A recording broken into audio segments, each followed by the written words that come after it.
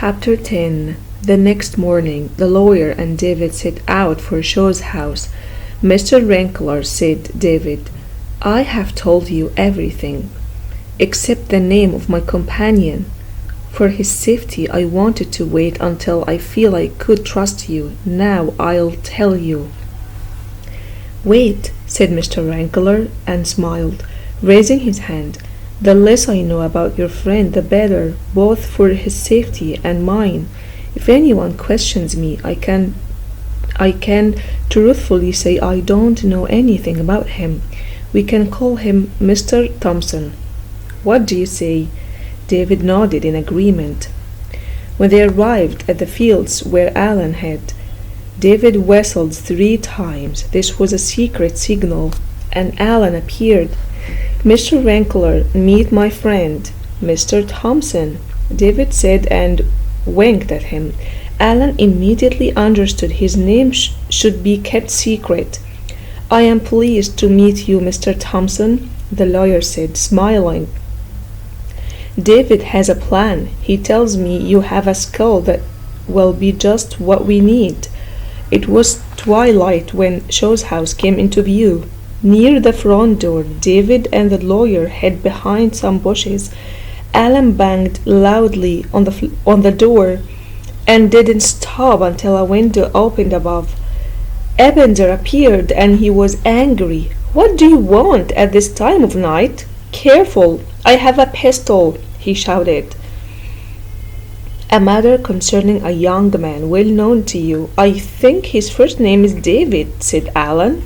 The old man gasped in surprise. Wait there, he said. A few minutes later, he opened the door. He pointed the pistol at Alan.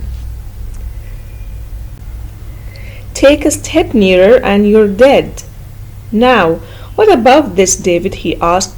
This is not a very pleasant greeting, Mr. Balfour, but let's get straight to our business. A while back, there was a shipwreck not far from the island of Mull.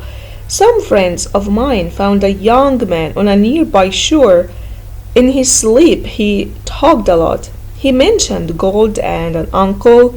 We questioned him when he woke up and now keep him prisoner, said Alan. Ebenezer lowered the pistol, looking uncomfortable. Well, I do have a nephew, but I don't care at all for that lazy boy. You can do what you want with him, he said cruelly. Alan looked at him closely.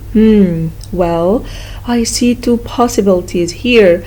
Either you pretended not to care about him so that we ask for less money for his release, or you really don't care but it's too much work keeping him.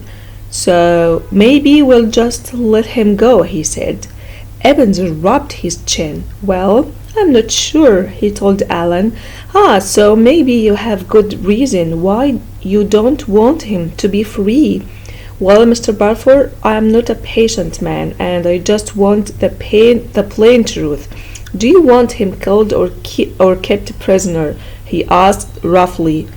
Don't say that, please. He's my brother's son, said Ebenezer, and then remained silent, thinking hard. All right. Keep him prisoner then, he said at last. Alan smiled. That will cost a lot of money. How much did you pay Hossenden to kidnap him? He asked. What, Hossenden? What did he tell you? Said the old man, surprised. Everything, Alan shouted. He and I are partners, and since you won't admit it, I'll tell you. I know you paid him £40 to kidnap the boy. Ebenezer shouted back even louder. That's a black lie. Paid only 20.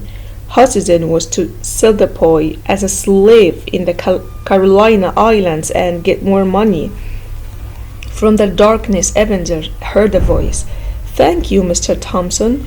We've heard enough.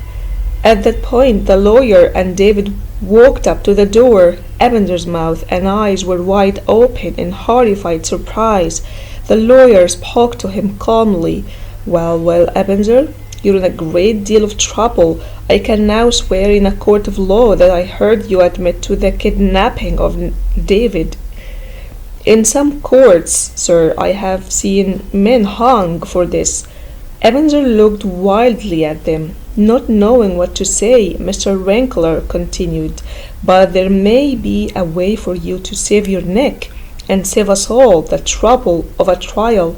Let's talk inside, privately, you and I. David and Alan sat in the kitchen drinking tea. They laughed as they talked about Alan's play action. An hour later, the lawyer and Ebenezer appeared. Mr. Winkler smiled at them and said, "Well, I think we've come to a good agreement. David Ebenezer will continue to live here. As you know, he gets money from the people who use these lands for their sheep. So for every £3 your uncle will give you 2. And of course he will sign a letter saying you will be the owner of Shaw's house when he dies. Will you accept this?" David nodded. Then the lawyer turned to Ebenezer. "I will have your money notebooks carefully checked, and if David doesn't receive his money, I will know, and you will be punished. Understood?" he warned the old man. Ebenezer nodded, his head lowered. The next morning, David and Alan left together. They shook hands warmly with Mr. Winkler. The lawyer would make all the arrangements with Ebenezer. "Don't worry, David," the lawyer told him. "I know the English governor well. In the area where Campbell was killed, I will have the hunt for you stopped." David was grateful. The two friends walked towards the harbor. David felt sad. Alan and he were now separating.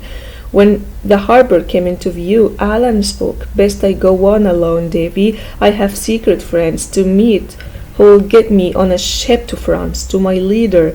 "I don't care that you're not loyal to King George as I am, Alan. I love you like a brother, no matter what," the boy told Alan.